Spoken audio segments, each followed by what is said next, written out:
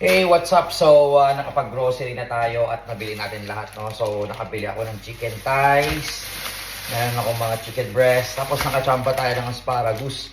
So, parang 29 baht. So, approximately mga nasa 50 plus or more or less 50 pesos ang isa. So, sobrang mura. Tapos, nakabili rin ako ng spinach ball. So, syempre, kailangan natin. And then, a lot of chicken breast. So, meron din tayong nabili na bali dalawang tray na egg since part yun ng ating meal plan. So, ngayon, ang gagawin natin is, aside muna natin, unahin natin itong chicken thigh. So, luto tayo. Tara, samahan niyo ako magluto. So, unahin natin yung chicken thigh. Kasi kagabi ko pa ito nabili. Ang iniisip ko kasi, baka wala akong mabilan ng chicken breast. Kaya bumili na ako dito. So, lagyan natin siya ng iodize kasi wala tayong pig salt. So, no choice. Iodize yung gagamitin natin. Okay naman yan. Tapos, I'll put some oregano.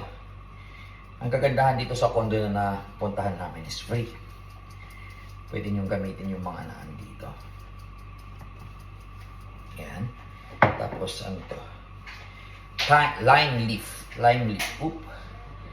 And yung pepper. Yan. White pepper to white pepper. So, marinate lang natin. Ito. Mabagal magluto. Let's try.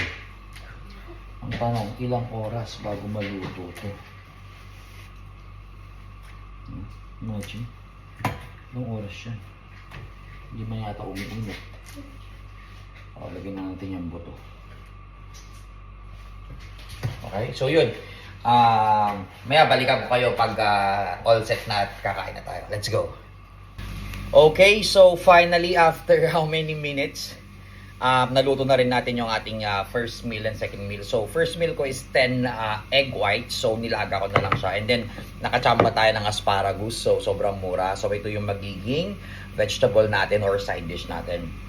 Niluto ko na rin yung aking chicken thigh. And syempre, ang saging. Okay. Part to kasi ng pre-workout meal ko. So syempre, hindi ko nakakalimutan. Even nakabili tayo ng mga solid na pagkain, kung wala ka pa rin timbangan, hindi pa rin siya magiging accurate. Siyempre, ito yung hindi ko kinalimutan. I do have the timbangan. However, ang problema ko ngayon is I don't have the whey protein. But anyways, pwede ko naman kunin yun sa Whole Foods. So, tara mga idol, kain tayo. Let's go. So, siyempre, 10 eggs plus, ito kasi yung pre-workout ko. Pre-workout meal. At actually, it's a first meal. Pero pinagsasabay ko na yung pre-workout and the first meal kasi nga mag-workout tayo na maga. Sarap.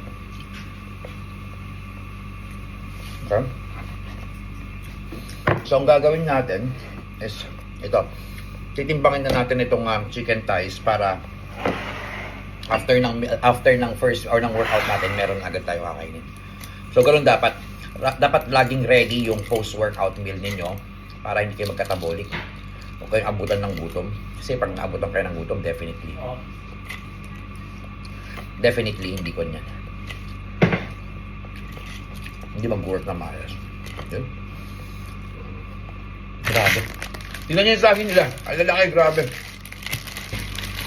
Okay, so syempre, kasama ng pre-workout meal is the first meal with the saging. So, tikman natin yung saging ng Thailand. Palambalat.